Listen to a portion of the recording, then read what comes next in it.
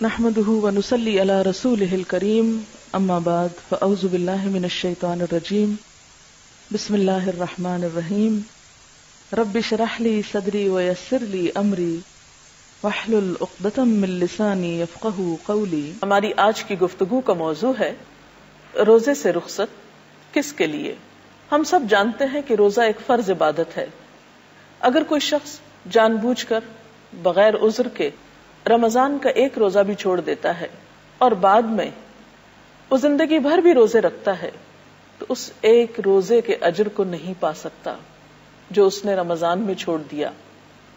اس قدر اجر و ثواب کے باوجود اللہ سبحانہ و تعالی نے کچھ ایسی حالتوں میں روزہ چھوڑنے کی اجازت بھی دی جن میں روزہ رکھنا انسان پر بہت بھاری ہو سکتا ہے، بہت دشوار ہو سکتا ہے۔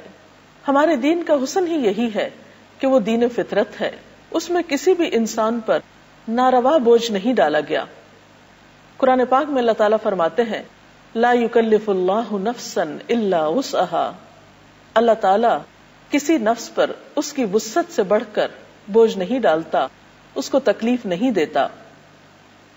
قرآن پاک میں جہاں روزے کی فرضیت کا اعلان کیا گیا وہاں اس کے ساتھ ہی کچھ ایسی حالتوں کا بھی ذکر کر دیا گیا جن میں روزہ چھوڑنے کی اجازت ہے یا روزے سے رخصت دی گئی ہے۔ ارشاد باری تعالی ہے فمن شہد منکم الشہر فلیصم ومن کان مریضا او علی سفر فعدۃ من ایام اخر یرید اللہ بکم اليسر ولا یرید بکم العسر ولتکملوا العدۃ وَلِتُكَبِّرُوا اللَّهَ عَلَى مَا هَدَاكُمْ وَلَعَلَّكُمْ تَشْكُرُونَ۔ جو شخص اس مہینے کو پائے یعنی رمضان کے، اس کو لازم ہے کہ اس پورے مہینے کے روزے رکھے، اور جو کوئی مریض ہو یا سفر پر ہو تو وہ دوسرے دنوں میں روزوں کی تعداد پوری کرے۔ اللہ تعالیٰ تمہارے ساتھ نرمی کرنا چاہتا ہے، سختی کرنا نہیں چاہتا، اس لیے یہ طریقہ تمہیں بتایا جا رہا ہے کہ تم روزوں کی تعداد پوری کر سکو، اور جس ہدایت سے اللہ نے تمہیں سرفراز کیا ہے اس پر اللہ کی بڑائی کا اظہار اور اعتراف کرو اور شکر گزار بنو۔ گویا یہ اللہ تعالی کی طرف سے ایک نعمت ہے کہ روزہ رکھ کر اس نے ہمیں اجر کمانے کا موقع دیا، اور پھر مشکل وقت میں روزہ چھوڑ کر بعد میں پورا کرنے کی سہولت فراہم کی۔ یہ سب نعمتیں دراصل اس کا احسان ہے ہم پر، اور ویسے بھی اگر ہم دیکھیں تو ہمارا دین دین فطرت ہے۔ اس میں جو بھی احکامات دیے گئے ہیں وہ انسان کی وسعت کے مطابق ہیں، جیسا کہ اسی آیت میں فرمایا گیا یرید اللہ بکم اليسر، اللہ تمہارے لیے آسانی چاہتا ہے، ولا یرید بکم العسر، اور تمہارے لیے تنگی کا ارادہ نہیں رکھتا، یعنی روزے کا حکم دے کر وہ تمہیں پریشان نہیں کرتا اگر تم میں روزہ رکھنے کی وسعت یا سکت نہیں۔ اسی طرح ہم دیکھتے ہیں کہ نبی صلی اللہ علیہ وسلم نے فرمایا الدین یسر، دین آسانی ہے، اور آپ نے اپنے صحابہ سے بھی خطاب فرمایا کہ وہ لوگوں کے لیے آسانی پیدا کیا کریں، یسروا ولا تعسروا وبشروا ولا تنفروا، کہ لوگوں کو دین کے احکامات بتانے میں آسانی پیدا کیا کرو اور تنگی پیدا نہ کیا کرو، خوشخبری دیا کرو اور بھگایا مت کرو یا نفرت نہ دلایا کرو۔ اسی طرح ہم دیکھتے ہیں کہ قرآن پاک میں اللہ تعالیٰ فرماتے ہیں ما جعل علیکم فی الدین من حرج، کہ اس نے دین کے معاملے میں تم پر کوئی تنگی نہیں رکھی۔ گویا ہمارے دین میں جہاں پابندیاں ہیں، نظم و ضبط ہے، ڈسپلن ہے، وہاں مجبور، کمزور، بیمار لوگوں کی رعایت بھی رکھی گئی ہے۔ تو اس آیت کی روشنی میں ہم دیکھتے ہیں کہ روزہ چھوڑنے کی رعایت خاص طور پر مسافر کے لیے ہے۔ اس سلسلے میں ایک حدیث بھی ہمارے سامنے ہے۔ حضرت عائشہ رضی اللہ تعالی عنہا سے روایت ہے کہ حمزہ بن عمرو اسلمی نے نبی اکرم صلی اللہ علیہ وسلم سے پوچھا کیا میں سفر میں روزہ رکھوں، اور وہ کثرت سے روزہ رکھنے والے تھے، تو آپ صلی اللہ علیہ وسلم نے فرمایا اگر چاہے تو رکھ، چاہے تو نہ رکھ۔ گویا اس معاملے میں چوائس دے دی گئی کہ جو شخص استطاعت رکھتا ہو وہ روزہ رکھ بھی سکتا ہے، اور جو چھوڑنا چاہتا ہو وہ چھوڑ بھی سکتا ہے۔ صحابہ کرام کا طرز عمل ہمیں کچھ یوں پتا چلتا ہے کہ ان میں سے بعض لوگ روزہ رکھا کرتے تھے اور بعض نہیں رکھتے تھے، لیکن اس کے باوجود کوئی ایک دوسرے کو برا بھلا نہیں کہتا تھا۔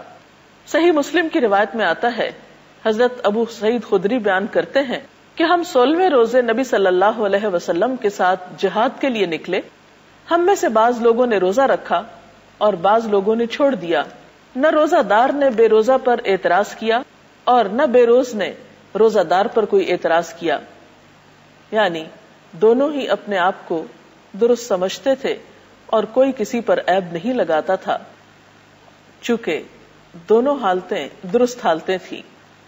اسی طرح ایک اور روایت میں آتا ہے، حضرت عبداللہ بن عباس روایت کرتے ہیں کہ نبی صلی اللہ علیہ وسلم نے رمضان کے مہینے میں مکہ کا سفر اختیار کیا۔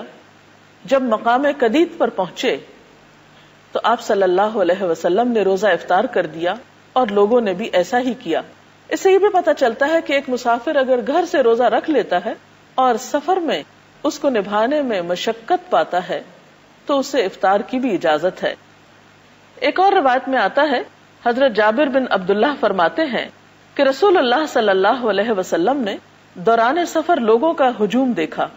لوگ ایک آدمی پر سایہ کیے ہوئے تھے۔ رسول اللہ صلی اللہ علیہ وسلم نے پوچھا کہ کیا بات ہے؟ لوگوں نے عرض کیا، یہ شخص روزہ دار ہے۔ آپ نے فرمایا، دوران سفر روزہ رکھنا نیکی نہیں ہے، چونکہ رخصت ہے، اس لیے کوئی بھی شخص مشقت میں پڑھ کر اگر سفر میں روزہ رکھتا ہے تو ایسا کرنے سے کوئی نیکی میں اضافہ نہیں ہوتا۔ اس سے یہ پتہ چلتا ہے کہ دین کی دی ہوئی رخصتوں سے ہمیں فائدہ اٹھانا چاہیے۔ ایک اور حدیث کے مطابق اللہ تعالیٰ جس طرح انسان کے لیے پابندیوں کو قبول کرنا پسند کرتے ہیں، اسی طرح وہ اپنے بندوں کے لیے یہ بات بھی پسند کرتے ہیں کہ بندے اللہ تعالیٰ کی دی ہوئی رخصتوں سے فائدہ اٹھائیں، کیونکہ اللہ تعالیٰ سے بڑھ کر ہمیں کوئی نہیں جانتا، ہماری نفسیات سے اس سے بڑھ کر کوئی واقف نہیں، لہذا اس کو بہت اچھی طرح معلوم ہے کہ کون شخص کتنا بوجھ اٹھا سکتا ہے اور کس حال میں کیسا طرز عمل اختیار کر سکتا ہے۔ اس لیے جہاں کہیں رخصت کا معاملہ ہو وہاں رخصت سے فائدہ اٹھانا بھی نیکی ہے۔ مثلا ایک اور سفر میں آپ صلی اللہ علیہ وسلم کے ساتھ صحابہ کرام بھی تھے۔ کچھ لوگ روزے سے تھے اور کچھ نے روزہ نہیں رکھا۔ ایک جگہ پر پہنچے تو سب لوگوں نے پڑاؤ کیا۔ وہاں روزہ دار تو آرام کرنے لگ گئے، جن کا روزہ نہیں تھا ان لوگوں نے لکڑیاں جمع کی، کھانا پکایا اور دوسروں کی خدمت کی۔ تو آپ نے فرمایا، آج کے دن وہ لوگ سارا اجر لوٹ لے گئے جنہوں نے دوسروں کی خدمت کی۔ تو اس لیے ہم دیکھتے ہیں کہ کوئی بھی ایسا سفر جس میں روزہ رکھنے میں مشقت ہو، اگر اس میں روزہ نہ رکھا جائے تو اس میں گناہ یا حرج کی بات نہیں ہے۔ قرآن پاک کی اس آیت کی روح سے مسافر کے علاوہ بیمار کو بھی روزہ نہ رکھنے کی رخصت دی گئی ہے، لیکن بیماری کیسی بیماری ہو جس میں انسان روزہ نہ رکھے؟ یقیناً وہ بیماری جس میں روزہ رکھنے پر بیماری میں اضافے کا اندیشہ ہو یا جان جانے کا خطرہ ہو۔ اس کے علاوہ ایسے بوڑھے لوگ جو بظاہر کسی بیماری کا شکار نہیں، لیکن بڑھاپا بذات خود ان کے لیے ایک بیماری اور کمزوری کی حیثیت رکھتا ہے، ان کے لیے بھی روزہ نہ رکھنے کی رخصت ہے۔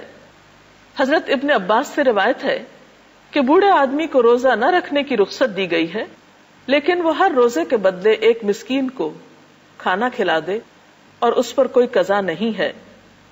اور بیمار شخص اگر صحت یاب ہو جائے تو عام دنوں میں وہ اپنے روزوں کی قضا رکھ سکتا ہے، یعنی گنتی مکمل کرنا ہوگی، جیسا کہ اس آیت سے بھی پتہ چلتا ہے۔ اسی طرح کچھ حالتیں ایسی ہیں جو براہ راست بیماری کے زمرے میں تو نہیں آتی لیکن بیماری سے قریب تر ہیں، مثلا حاملہ عورت یا دودھ پلانے والی عورت، ان کو بھی روزہ چھوڑنے کی اجازت دی گئی ہے۔ حدیث میں آتا ہے، حضرت انس بن مالک سے روایت ہے، نبی صلی اللہ علیہ وسلم نے فرمایا، اللہ تعالیٰ نے مسافر کو روزہ مؤخر کرنے اور نصف نماز کی رخصت دی ہے، جبکہ حاملہ اور دودھ پلانے والی عورت کو روزہ مؤخر کرنے کی رخصت دی ہے، یعنی ایسی خواتین بھی اس حالت میں روزہ نہ رکھیں لیکن بعد میں وہ اپنے روزوں کی قضا دیں۔ اسی طرح حائضہ عورت، اسے بھی ان ایام میں روزہ نہیں رکھنا چاہیے، ہاں بعد میں وہ بھی اپنے روزوں کی قضا دے گی۔ تو یہ چند ایک صورتیں ایسی تھیں جس میں ہم دیکھتے ہیں کہ اللہ تعالیٰ نے اس فرض کی ادائیگی میں لوگوں کو رخصت دی ہے۔ نمبر 1 مسافر، نمبر 2 بیمار، نمبر 3 بوڑھے لوگ، نمبر 4 حائضہ، حاملہ اور دودھ پلانے والی عورت۔ اگر اس سلسلے میں آپ کے ذہن میں کوئی سوال ہو تو آپ کر سکتے ہیں۔ میڈم یہ سوال ہے کہ اگر کسی شخص کی بیماری دائمی ہو اور وہ قضا بھی نہ رکھ سکتا ہو تو پھر وہ کیا کرے؟ بات یہ ہے کہ اگر کوئی شخص کسی ایسی بیماری میں گھر گیا ہے جس سے اسے کبھی بھی صحت کی توقع نہیں، تو اسے چاہیے کہ وہ رمضان میں ہی اپنے روزوں کا فدیہ ادا کر دے، اور ایک روزے کا فدیہ ایک مسکین کا کھانا ہے۔ تو اس طرح اگر وہ رمضان کے بعد روزوں کی قضا نہیں بھی رکھتا تو انشاءاللہ اس کا کفارہ ہو جائے گا۔ اجازت چاہتے ہیں، اللہ حافظ۔